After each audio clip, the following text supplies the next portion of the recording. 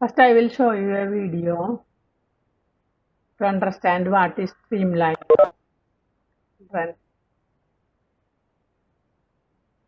Okay, we can see a liquid flowing through this tube. This is a tube. It's a tube, and the liquid is flowing through that from here to here. And here, that means from this end to this end, liquid is flowing. And here, in a streamline flow, see, when you take a point, the velocity of the liquid, which is continuously flowing. So velocity of the liquid when it reaches here, it will have a particular value. And I will show the video. Particular point on the line of flow. Fluids can flow steadily or turbulently.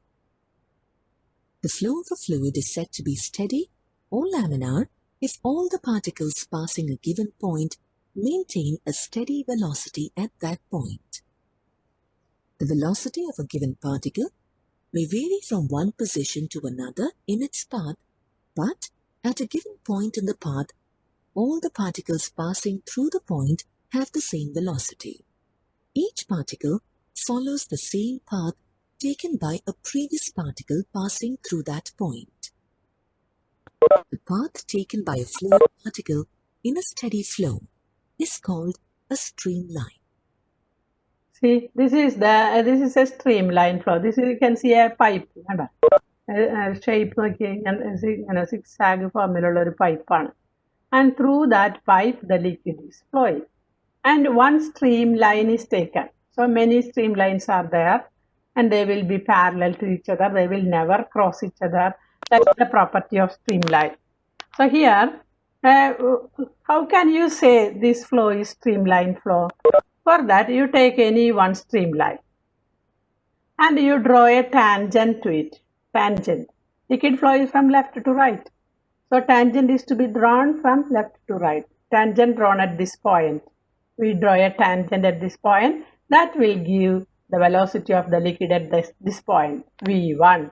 V1 is the velocity of the liquid at this point. But you know, here when it reaches here, the velocity is different. Liquid velocity is different. When a liquid flow through a pipe, the velocity of the liquid, see, different area cross section, same area cross section, it may be same velocity. But if the area of cross section are different, that means ഇവിടെ കൂടുതൽ wide ആണെന്ന് വിചാരിക്കുക, അല്ലെങ്കിൽ ഇവിടെ കുറച്ച് wide മാത്രമേ ഉള്ളൂ എന്ന് വിചാരിക്കുക. അങ്ങനെ ഡിഫറെന്റ് ഏരിയ ക്രോസ് സെക്ഷൻ വ്യത്യാസം ഉണ്ടെങ്കിൽ അതിനനുസരിച്ച് വെലോസിറ്റി വ്യത്യാസം ഉണ്ടായിരിക്കും. So here, when a particle reach here, the velocity, how will you find the velocity? By drawing a tangent here. When liquid particles reach here, how will you find the velocity of this particular particle? Drawing a tangent. Tangent will give the direction of motion of velocity. Tangent drawn in the direction of motion. Motion in the direction. ഇങ്ങോട്ടല്ലല്ലോ നമ്മൾ tangent വരയ്ക്കുന്നത്. Drawing ലെഫ്റ്റിലേക്കാണോ tangent വരയ്ക്കുന്നതല്ല, റൈറ്റിലേക്കാണ് tangent വരയ്ക്കുന്നത്. എന്തുകൊണ്ടാണ് റൈറ്റിലേക്ക് tangent വരയ്ക്കുന്നത്? Liquid is moving from left to right. So tangent is to be drawn at that point in the direction of motion of the liquid. Okay. So what is a streamline? The path of the liquid.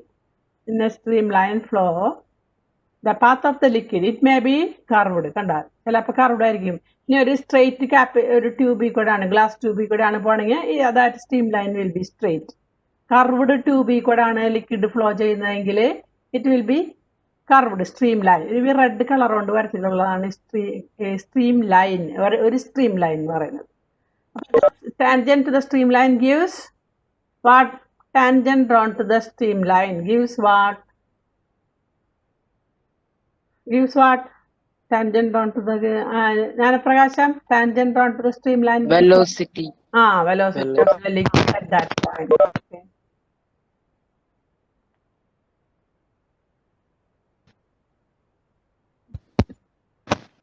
Tangent drawn to the streamline gives the velocity of the liquid particle at that point.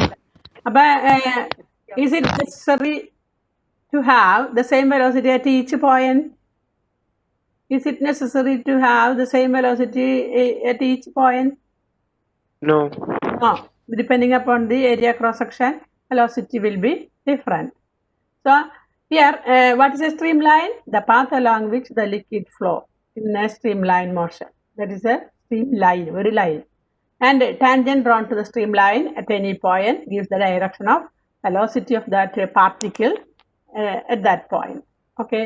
So such a motion is streamline flow. So in a streamline flow, the liquid flow, velocity of the liquid flow is less than the critical velocity. Critical velocity means a velocity we have calculated depending upon the radius of the tube, depending upon the liquid density of the liquid. We have a formula for finding the critical velocity.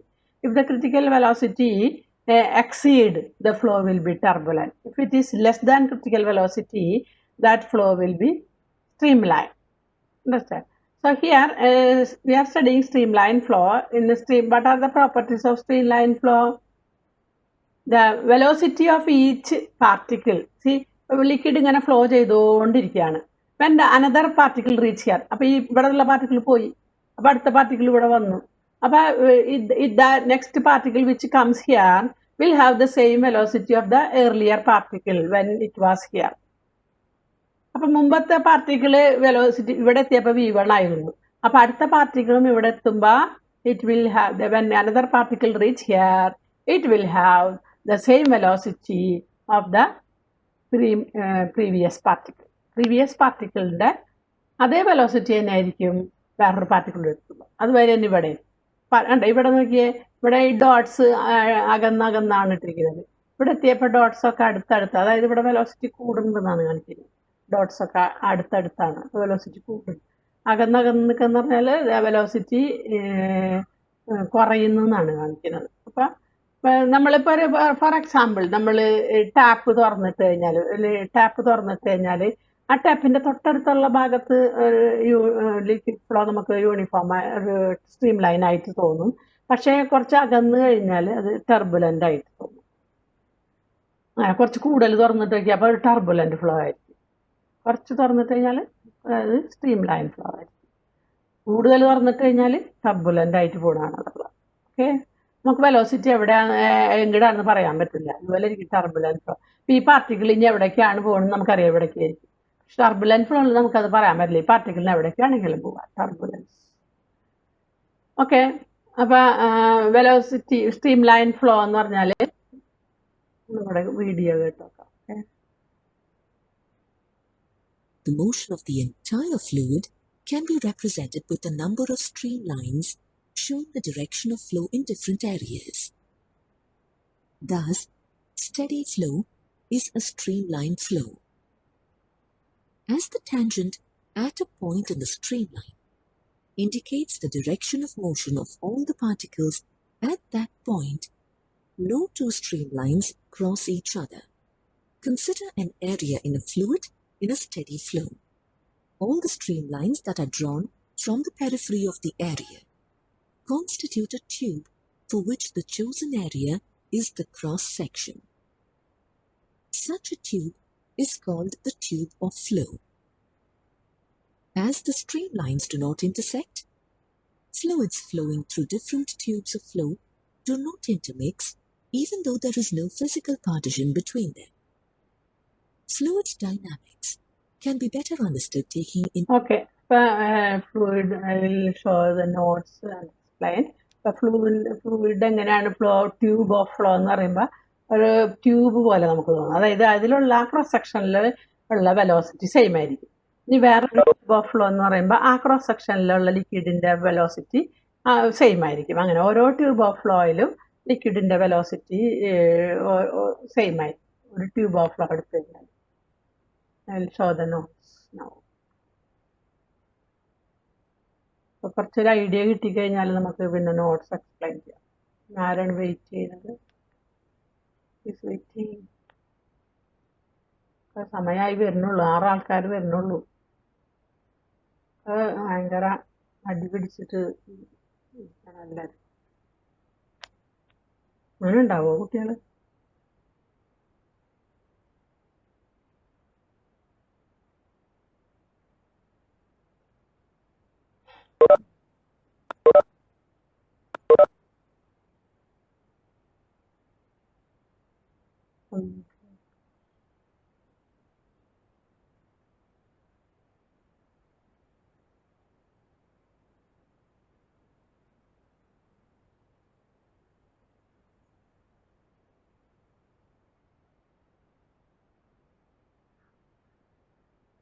But streamline flow means velocity of the liquid when it reaches to a particular point will be same for all particles when it reaches here. Okay.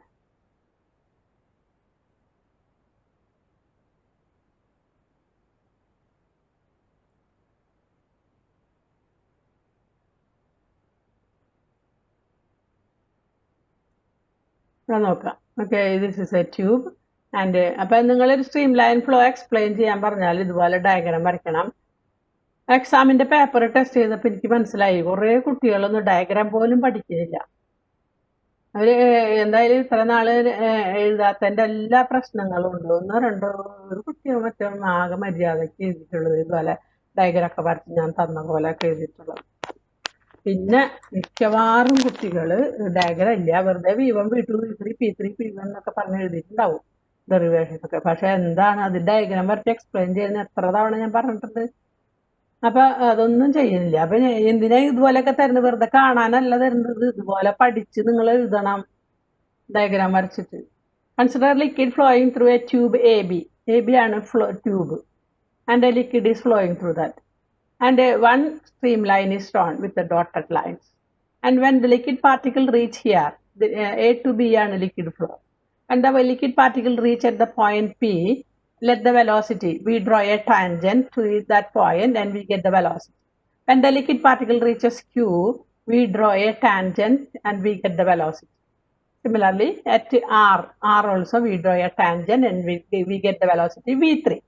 V1, V2 and V3 are the velocities of the liquid particle and it reaches P, Q, R respectively. If all the particles of the liquid pass through P with velocity V1, through Q with velocity V2 and through R with the same velocity V3. Aisha 15 minute കഴിഞ്ഞിട്ടാണല്ലോ ക്ലാസ്സിൽ വരുന്നത്. ഐഷ എല്ലാ ദിവസവും late ആവുന്നുണ്ട് കേട്ടോ, ഞാൻ ശ്രദ്ധിക്കുന്നുണ്ട്. എന്താ കാര്യം? മടി തന്നെ, അല്ലാണ്ട് എന്ത് കാര്യം? Okay. Streamline flow of a liquid is that flow in which every particle of the liquid follows exactly the path of its preceding particle. മുമ്പത്തെ പാർട്ടിക്കിൾ സഞ്ചരിച്ച അതേ വഴി കൂടെ തന്നെ ആയിരിക്കും അടുത്ത പാർട്ടിക്കിൾ സഞ്ചരിക്കുക. The streamline flow of a liquid is that flow in which every particle of the liquid follows exactly the path of its preceding particle.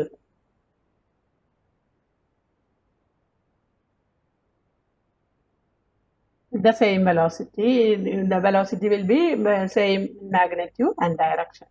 Okay. A streamline is that actual path followed by the procession of particles in a steady flow, which may be straight or curved. I showed you streamline can be straight or curved, and tangent to it at any point gives the direction of flow of a liquid, direction of velocity, അല്ലെങ്കിൽ direction of flow of liquid at that point. ഇനി important properties of stream line എന്താണെന്നുള്ളത്. Stream line ആണെങ്കിൽ അതിൻ്റെ important property എന്തൊക്കെയാണുള്ളത്? ഇനി stream line flow, no two stream line can cross each other. നമ്മൾ ഡയഗ്രത്തിലൊക്കെ കണ്ടു, ക്രോസ് ചെയ്യുന്നതായിട്ട് കാണിക്കില്ല നമ്മൾ ഒരിക്കലും. Because if they cross each other, നമുക്ക് ഇപ്പോൾ എക്സാമ്പിൾ എടുക്കാം. ഇവിടെ 2 സ്ട്രീം ലൈൻസ് വരച്ചിട്ടുണ്ട്, പി എയും P' 2 സ്ട്രീം ലൈൻ നമ്മൾ ക്രോസ് ചെയ്ത് വരച്ചിരിക്കുകയാണ്. അതായത് നമുക്കറിയാം ക്രോസ് ചെയ്യില്ല എന്ന്, പക്ഷെ നമ്മൾ ക്രോസ് ചെയ്ത് വരച്ചു. അങ്ങനെയാണെങ്കിൽ എന്ത് സംഭവിക്കാന്ന് അറിയണ്ടേ?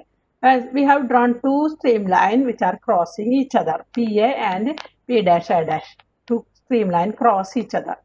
ഇനി ക്രോസ് ചെയ്ത് കഴിഞ്ഞാൽ നമുക്കറിയാം tangent drawn to it at any point gives the direction of velocity എന്നാണ്. ഇത് ക്രോസ് ചെയ്ത് കഴിഞ്ഞാൽ നമുക്ക് 2 ടാൻജന്റ് വരയ്ക്കാൻ പറ്റും. V can draw 2 tangent. If they cross each other we can draw 2 tangent. അതാ, ഒന്ന് ആ ബ്ലൂ കളർ കൊണ്ട് ഒരു ടാൻജന്റ് വരച്ചിട്ടുണ്ട്, പിങ്ക് കളർ കൊണ്ട് ഒരു ടാൻജന്റ് വരച്ചിട്ടുണ്ട്. അപ്പോൾ if they intersect each other we can draw 2 tangent at that point. അപ്പോൾ tangent gives what? Tangent gives the direction of motion of velocity of the liquid. അപ്പോൾ ഇവിടെയുള്ള ഈ പോയിന്റിലുള്ള ലിക്വിഡ് ഇനി എങ്ങോട്ടാണ് മൂവ് ചെയ്യുക? ഈ ഡയറക്ഷനിലായിരിക്കും, ഈ ഡയറക്ഷനിലായിരിക്കുമോ? Tangent give the direction of velocity of the liquid എന്നാണ് പറയുന്നത് അറ്റ് ദാറ്റ് പോയിന്റ്. അപ്പോൾ എങ്ങോട്ട് മൂവ് ചെയ്യാൻ നമുക്ക് പറയാൻ പറ്റുമോ? If they intersect each other, we cannot tell. the direction of velocity of the liquid. So, can a particle can move in either direction at the same time? That also not possible. A particle cannot move in two directions simultaneously. So that is not possible. So we prove that not two streamlines intersect each other. അപ്പോൾ അതൊരു 1 മാർക്കിന്റെ ക്വസ്റ്റ്യനിലൊക്കെ ചോദിക്കാം. Why two streamlines not intersect each other? Because if they intersect each other, we can draw two tangents. And the particle, liquid particle at that point has to move in two directions simultaneously, which is not possible. Therefore, we can say that no two streamlines intersect each other. That's in the explanation. At the property, greater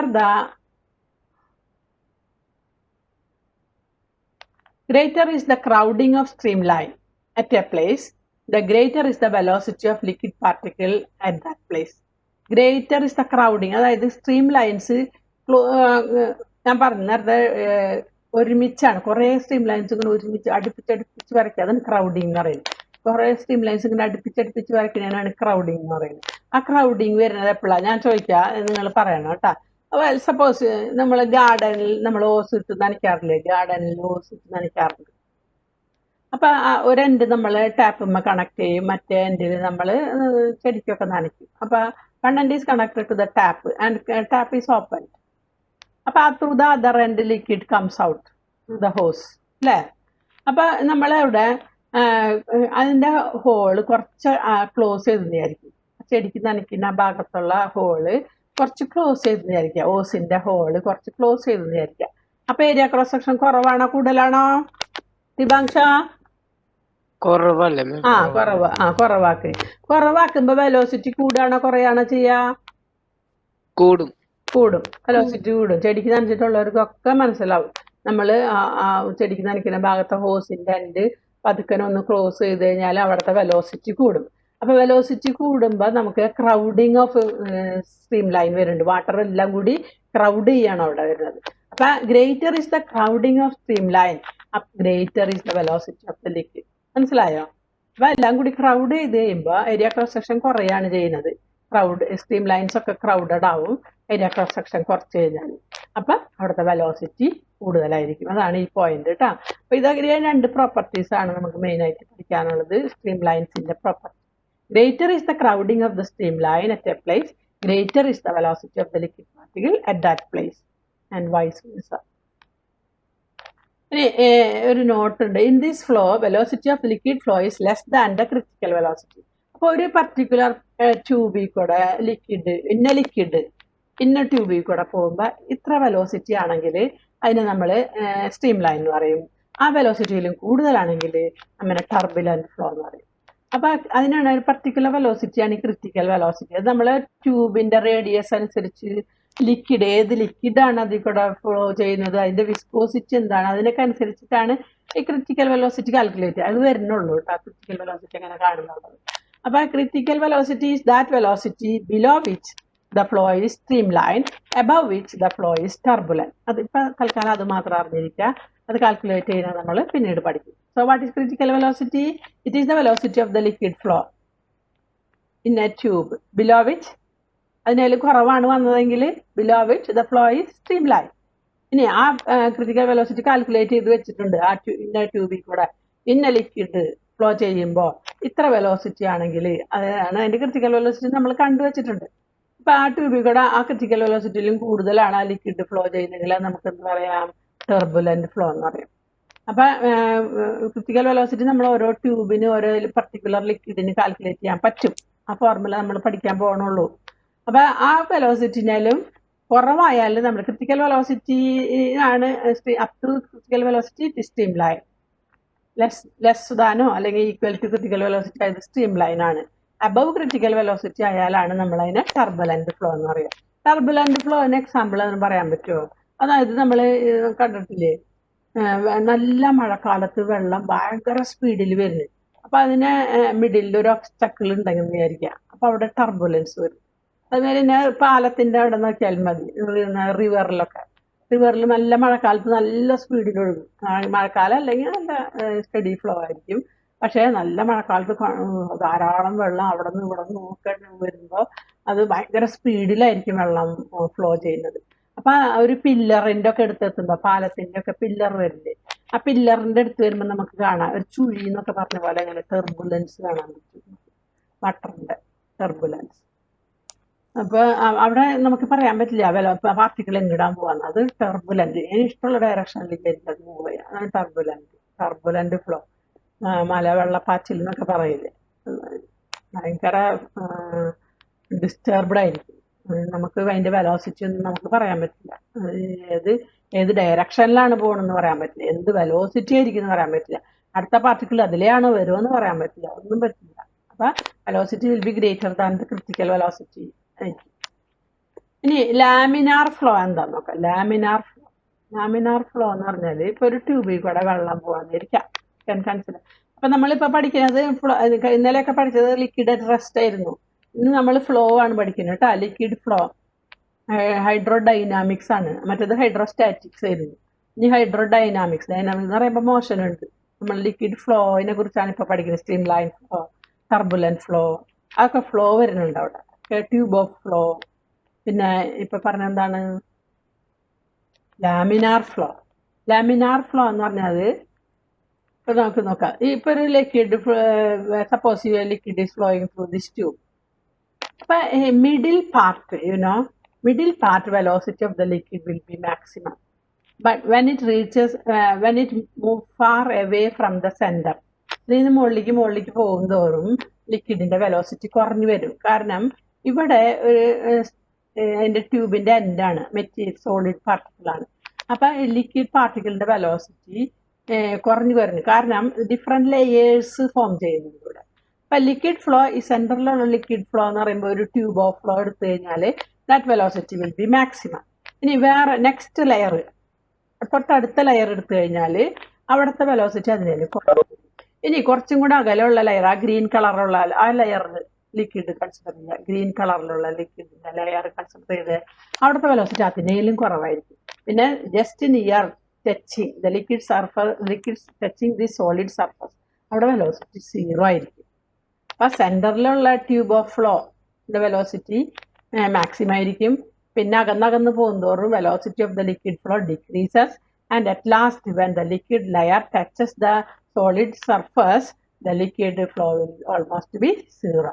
അത് വേറൊരു case പറയാം. റിവറിൽ നിങ്ങൾ consider ചെയ്യുക. റിവറിൽ നമുക്കറിയാം മുകളിലായിരിക്കും ഏറ്റവും കൂടുതൽ velocity, പിന്നെ താഴത്തേക്ക് പോകുന്തോറും വെലോസിറ്റി കുറയോ കൂടുമോ?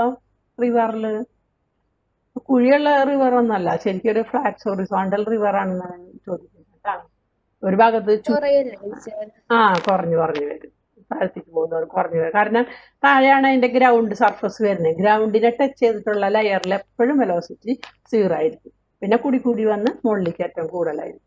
ഇപ്പം ട്യൂബിലാണെങ്കിൽ ഇങ്ങനെയായിരിക്കും, സെൻറ്ററിലായിരിക്കും ഏറ്റവും കൂടുതൽ, കാരണം സോളിഡ് സർഫസ് വരുന്നത് ഈ 2 എൻഡിലാണ്.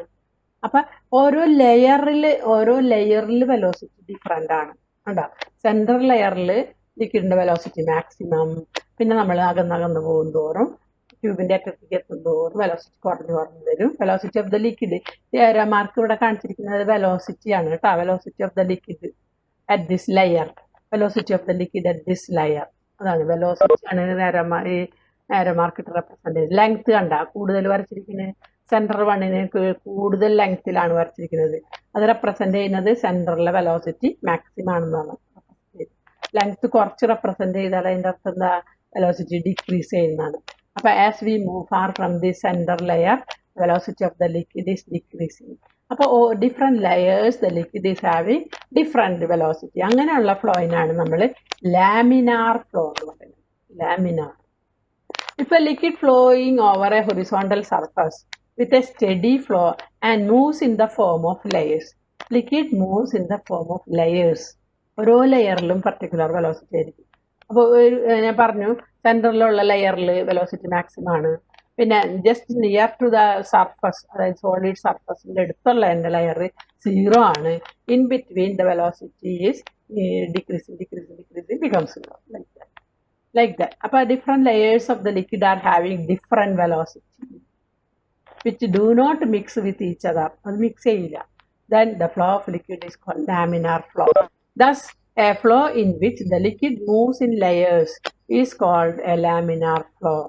What is laminar flow?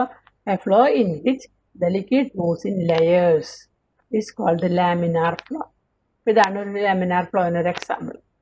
In this flow, velocity of liquid flow is less than critical velocity. അപ്പോൾ laminar flowയിലും streamline flowയിലും flow of liquid is less than the critical velocity.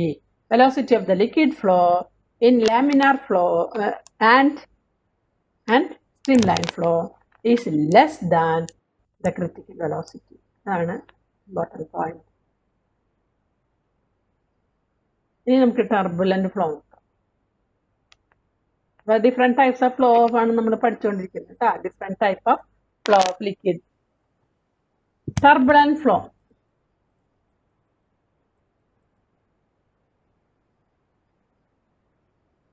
When a liquid moves with a velocity,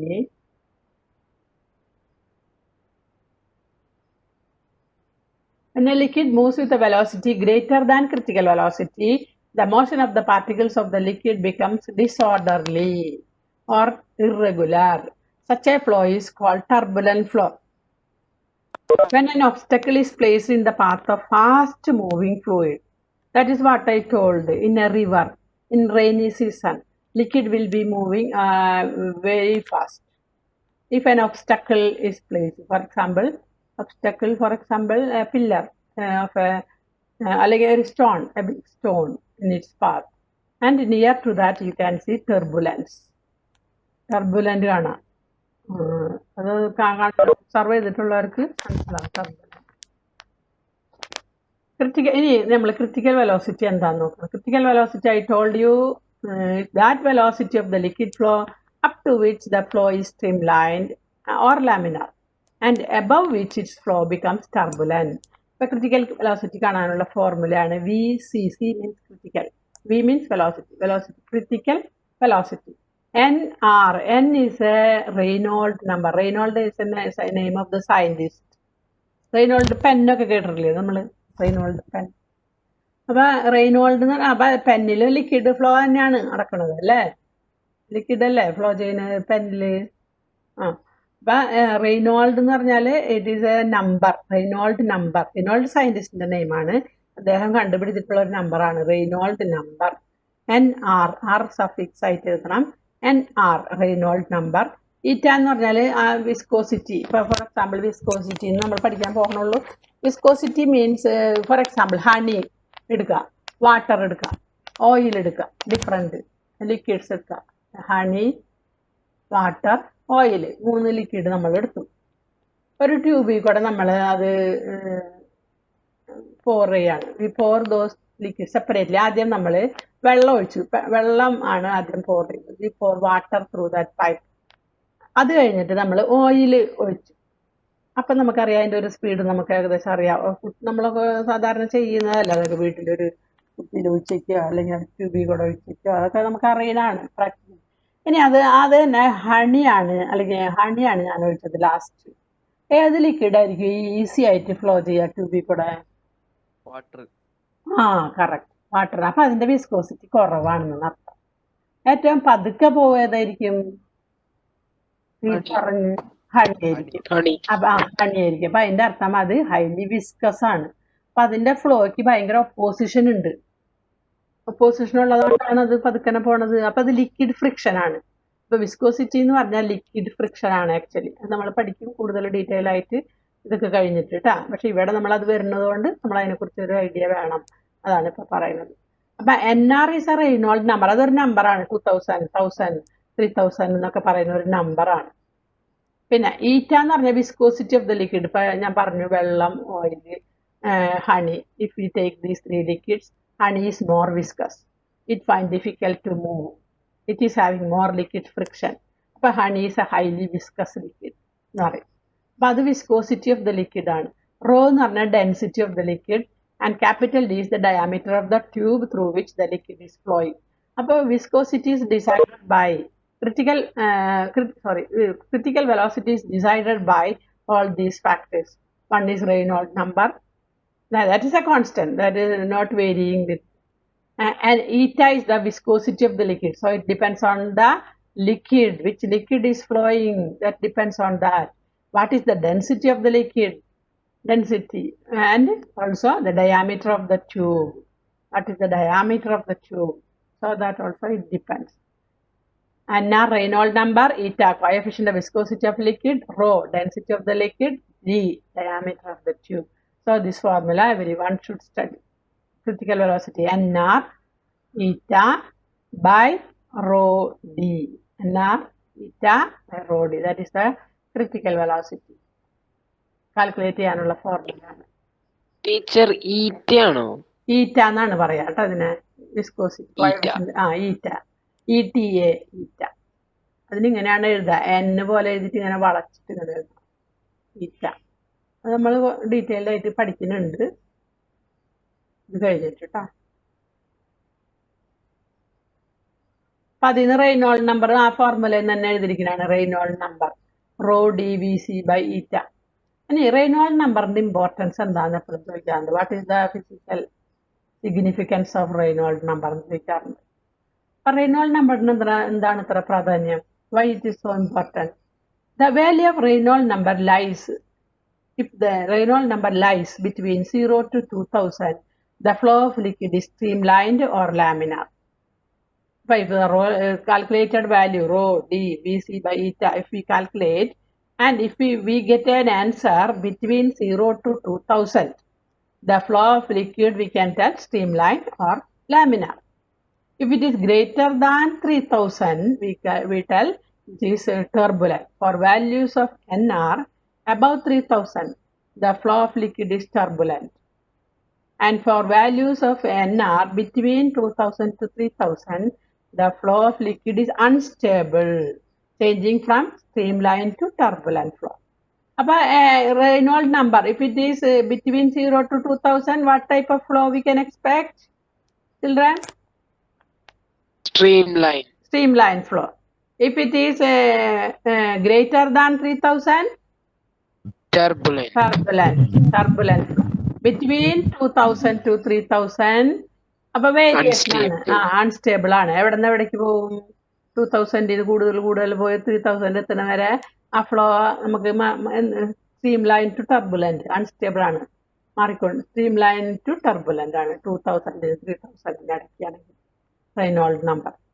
പിന്നെ ഇന്നത്തെ പേപ്പറിലെ news കണ്ടോ? ഒരു ദേവാങ്ക് എന്ന് പറഞ്ഞ കുട്ടി കടലിൽ പോയ 4 പേരെ രക്ഷിച്ചു, വായിച്ചോ? ഡ്രോൺ വെച്ചിട്ട്. അത് നമ്മൾ സ്കൂളിൽ പഠിച്ച കുട്ടിയാണ് 2 കൊല്ലം മുമ്പ്. അതറിയായിരുന്നോ? അതെ.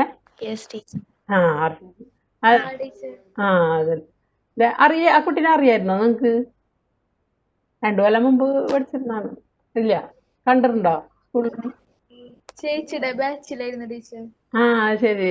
അക്ഷയരെ അക്ഷയർ ചേച്ചിയുടെ ക്ലാസ്സിലല്ലേ? ഓക്കെ. അവിടുത്തെ ആ ബാച്ച് അല്ലേ? ആ ബാച്ചല്ലേ? ഇവര് കമ്പൈൻഡ് ബാച്ചായിരുന്നു, മറ്റൊരു കമ്പ്യൂട്ടർ ബാച്ചായിരുന്നു അല്ലേ? അങ്ങനെയായിരുന്നു. ടീച്ചർ പഠിപ്പിച്ചിട്ടുണ്ട്. നിന്റെ ചേച്ചിനെയും പഠിപ്പിച്ചിട്ടില്ലേ? അവളിപ്പോ എന്ത് ചെയ്യുന്നു? റിപ്പീറ്റ് ചെയ്യുന്നു അല്ലേ? ഓക്കെ. അപ്പൊ ഇതാണ് നമ്മള്. അപ്പൊ അത് കുട്ടിയുടെ ധൈര്യത്തിനാണ് ടീച്ചർ പറഞ്ഞത്. എന്ന് വെച്ചാല് കപ്പലില് ആ വള്ളക്കാരുടെ കൂടെ പോകാനും അത് കഴിഞ്ഞ് ഡ്രോൺ വെച്ച് ഫോട്ടോ എടുത്ത് അതൊക്കെ അങ്ങനെയൊക്കെ അതാണ് കുട്ടികളുടെ മിടുക്കെന്നൊക്കെ പറയുന്നത് അല്ലേ? ശരിക്കും അഭിനന്ദനം അർഹിക്കുന്നതാണ് അല്ലേ? ഇന്ന് ക്ലാസ്സിൽ വരാൻ പറഞ്ഞാൽ പോലും വരില്ല. അതിനൊക്കെ നല്ല കുട്ടികളായിരുന്നു, പഠിക്കുന്ന സമയത്തും അതൊക്കെ പറഞ്ഞ ടീച്ചർമാരൊക്കെ പറഞ്ഞതൊക്കെ അനുസരിച്ചിരിക്കുന്നത് നല്ല കുട്ടി. ഇത് പകുതി പേര് ക്ലാസ്സിൽ വരും, 24 പേരാണ് ഇന്ന് വന്നിട്ടുള്ളത്. എന്തെന്നാ ഇതിനൊക്കെ പറയാ? ഇതെന്നാ പറയണ്ടേ? സ്കൂള് തുറന്നില്ല, ഇപ്പോഴും വെക്കേഷൻ ഒന്നും അല്ലല്ലോ. 24 പേര്, ഇപ്പം 38 ആളുള്ള ക്ലാസ്സിൽ 14 പേര് വന്നിട്ടില്ല. എന്തായാലും ഇന്ന് ടീച്ചർ ആക്ഷൻ എടുക്കും. ഇന്ന് ജോജി ടീച്ചർക്ക് അയച്ചു കൊടുക്കും. ടീച്ചർ പ്രിൻസിപ്പാളിനോട് പറയാം എന്താണെന്ന് വെച്ചാൽ ചേട്ടാ. ഇങ്ങനെ ആയാൽ ശരിയാവില്ലല്ലോ. ക്ലാസ്സിന് വരാണ്ട് പിന്നെ എങ്ങനെ ശരിയാവുക? പഠിക്കണമില്ല, ഒരക്ഷരം പഠിക്കണമില്ല. മുമ്പത്തൊന്നും ചോദിച്ചാൽ ഒന്നും കിട്ടില്ല, മിണ്ടാതിരിക്കും. ഓൺലൈനാന്ന് പറയും, വിളിച്ചിരിക്കും.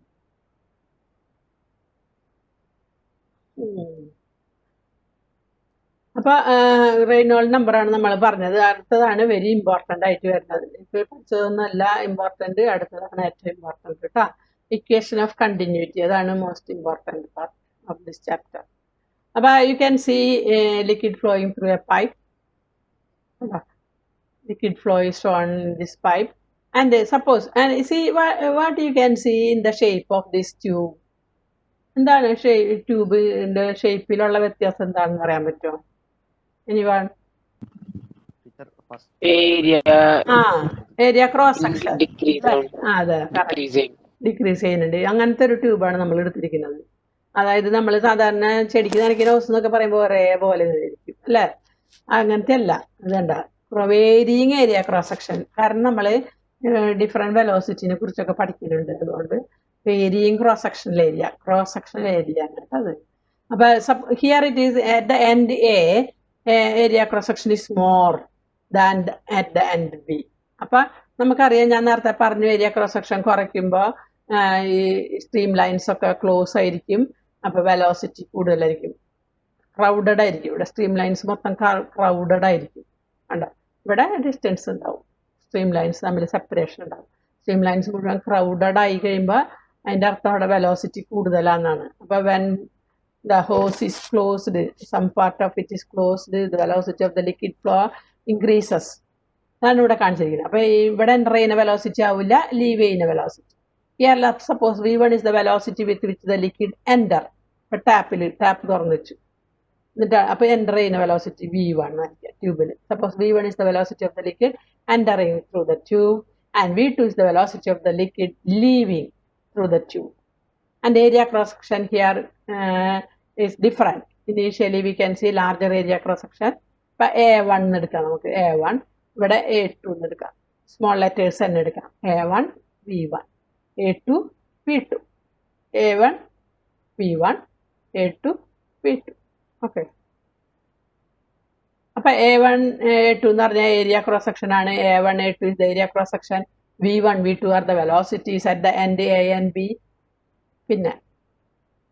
പിന്നെന്താണ് എല്ലാവരും ശ്രദ്ധിച്ച് കേൾക്കണം, ക്വസ്റ്റ്യൻ ചോദിക്കും കേട്ടോ.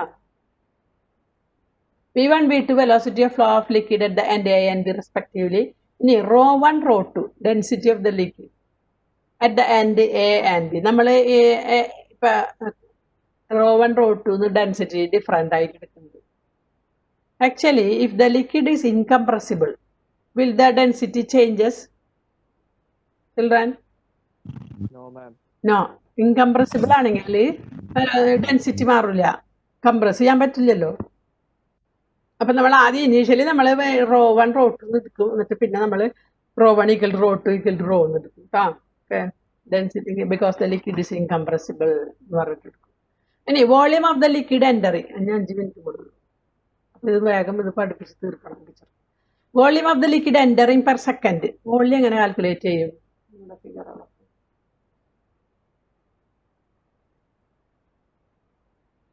Volume of the liquid. Okay, A1 small A1 ആണ് ഏരിയ ക്രോസ് സെക്ഷൻ, V1 ആണ് വെലോസിറ്റി. വെലോസിറ്റി നമുക്ക് എങ്ങനെയാ കാണാ? ഡിസ്റ്റൻസ് ബൈ ടൈം അല്ലേ? ഡിസ്റ്റൻസ്, എത്ര ഡിസ്റ്റൻസ് മൂവ് ചെയ്തു ഇൻറ്റു ടൈം. അപ്പൊ ഡിസ്റ്റൻസ് ബൈ ടൈം ആണ് എന്ത്? വെലോസിറ്റി. അപ്പൊ നമുക്ക് ഇവിടുത്തെ ഈ ΔT ടൈമിൽ എത്ര വോളിയം ഓഫ് ദ ലിക്വിഡ് ഇങ്ങോട്ട് മൂവ് ചെയ്തെന്ന് എങ്ങനെ അറിയാം? Area cross section into height വേണ്ടേ? ΔT ടൈമിൽ at the end A, how much volume of liquid moved? ΔT time കൊണ്ട് എത്ര വോളിയം ഓഫ് ലിക്വിഡ് മൂവ് ചെയ്തിട്ടുണ്ടാവും എന്ന് എങ്ങനെയാ കണ്ടുപിടിക്കുക? നമ്മള് എങ്ങനെയാ കണ്ടുപിടിക്കുക? വെലോസിറ്റി ഇൻറ്റു ടൈം ചെയ്താൽ ഡിസ്റ്റൻസ് കിട്ടൂലേ? Velocity into time, V1 into ΔT ചെയ്താൽ ഇവിടെ ഒരു പോയിന്റ് വെച്ചിട്ടില്ലേ? ഒരു പോയിന്റ് ΔT കൊണ്ട് ലിക്വിഡ് ഇവിടെ എത്തിയിരിക്കാം. ഫ്ലോ ചെയ്യല്ലേ ലിക്വിഡ്, ഡെൽറ്റ ടി ടൈമിൽ ഇവിടെ എത്തിയതായിരിക്കും ലിക്വിഡ്. അപ്പൊ എത്ര ഡിസ്റ്റൻസ് മൂവ് ചെയ്തു liquid? v1 velocity into time, v1 delta t. Liquid moves through this much distance, v1 delta t distance move ചെയ്തു. അപ്പൊ area cross section into height ചെയ്താൽ നമുക്ക് എന്താണ് കിട്ടുക? Area cross section into height ചെയ്താൽ എന്ത് കിട്ടും? Children please tell answer. Area cross section into height, what we get? Volume of the liquid. അപ്പൊ ഡെൽറ്റ ടി ടൈമിൽ എത്ര ഡിസ്റ്റൻസ് മൂവ് ചെയ്തു? v1 delta t. അപ്പോൾ വോളിയം എന്താണ്? a1 v1 delta t. Area cross section into height, a1 v1 delta t ആണ് volume of the liquid. Okay, അതുമാതിരി ഇവിടെ volume of the liquid leaving at the end B a2 v2 delta t. അതാണ് volume കേട്ടോ. ഇനി നമുക്ക് mass കാണാം, mass of the liquid. അപ്പൊ volume of liquid entering per second എന്ന് ഇവിടെ കൊടുത്തുകൊണ്ടാണ് ഡെൽറ്റ ടി ഇവിടെ എഴുതാത്തത്. അല്ലെങ്കിൽ ഇന്ന ടൈം ഡെൽറ്റ ടി എന്ന് പറയുകയാണെങ്കിൽ a1 v1 ഡെൽറ്റ ടി. അപ്പൊ ഇനി യൂണിറ്റ് ടൈം എന്ന് പറയുമ്പോൾ a1 v1 ആവും. അപ്പൊ volume of liquid entering per second എന്ന് പറയുമ്പോൾ ഒരു ടൈം എന്നുള്ളത് 1 സെക്കൻഡ് ആയില്ലേ? അപ്പൊ a1 v1 എഴുതാം നമുക്ക് കേട്ടോ. ഇനി അതുമാതിരി volume of the liquid leaving per second എന്റെ എന്ന് പറയുമ്പോൾ a2 v2 എന്ന് പറയാം. ഇനി mass of the liquid entering per second എങ്ങനെ കാണും? വോളിയം കിട്ടി, ഇനി എങ്ങനെയാ മാസ് കാണാ? വോളിയം കിട്ടി എങ്ങനെ മാസ് കാണും? മാസ് ബൈ വോളിയം അല്ലേ? ഡെൻസിറ്റി. അപ്പൊ മാസ് കാണാൻ വോളിയം ഇൻറ്റു ഡെൻസിറ്റി ചെയ്താൽ മതി. a1 v1 ρ1. Similarly mass of the liquid leaving per second a2 v2 ρ2. അപ്പൊ മാസ് ഓഫ് ഇതിൽ വ്യത്യാസം ഉണ്ടാവും. Mass of the liquid entering per second, mass of the liquid leaving per second same ആയിരിക്കോ different ആയിരിക്കോ? ആലോചിച്ച് നോക്കിയിട്ട് പറഞ്ഞേ. ഇവിടെ നമുക്ക് കാണാം ഈ ട്യൂബിൽ ഇതിന്റെ ഇടയിൽ വല്ല ഹോളോ അങ്ങനെ എല്ലാം ഉണ്ടോ? വെള്ളം പോകാനായിട്ട് ഉണ്ടോ? ഇല്ല, ഒന്നുമില്ല. അപ്പൊ mass of the liquid entering per second at the end A will be same as mass of the liquid leaving per second at the end B. രണ്ടും സെയിം ആയിരിക്കും. കാരണം അവിടെ ഇടയിൽ ഒരു സിങ്ക് സോഴ്സ് ഒന്നുമില്ല. അപ്പൊ സെയിം ആയിരിക്കും. അപ്പൊ നമുക്ക് ഇക്വേറ്റ് ചെയ്യാം. Mass of the liquid entering per second at the end A equal to mass of the liquid leaving per second at the end A. a1 v1 ρ1 equal to a2 v2 ρ2. ഇനി നമ്മൾ എടുക്കും as the liquid is incompressible ρ1 equal to ρ2. അപ്പൊ നമുക്ക് cancel ചെയ്യാം. ρ1 equal to ρ2 equal to rho എന്ന് എടുക്കും. അത് cancel ചെയ്യാം. അപ്പൊ a1 v1 equal to a2 v2. അതല്ലെങ്കിൽ നമുക്ക് എന്ത് എഴുതാം? a into v is a constant. This is known as equation of continuity. Area cross section into velocity is a constant. അപ്പൊ ഏരിയ ക്രോസ് സെക്ഷൻ കൂടിക്കഴിഞ്ഞാൽ velocity എന്താവും? രണ്ടും product ചെയ്യുമ്പോൾ constant കിട്ടണം. ഏരിയ ക്രോസ് സെക്ഷൻ കൂടിയാൽ വെലോസിറ്റി കുറയും. Area cross section കുറഞ്ഞാൽ velocity കൂടും. അപ്പോഴല്ലേ അതിന്റെ പ്രോഡക്റ്റ് സെയിം ആവുക. a into v is a constant. What is a? Area cross section. What is area? Area എന്ന് പറയുന്നത് area cross section എന്ന് പറയുന്നത്.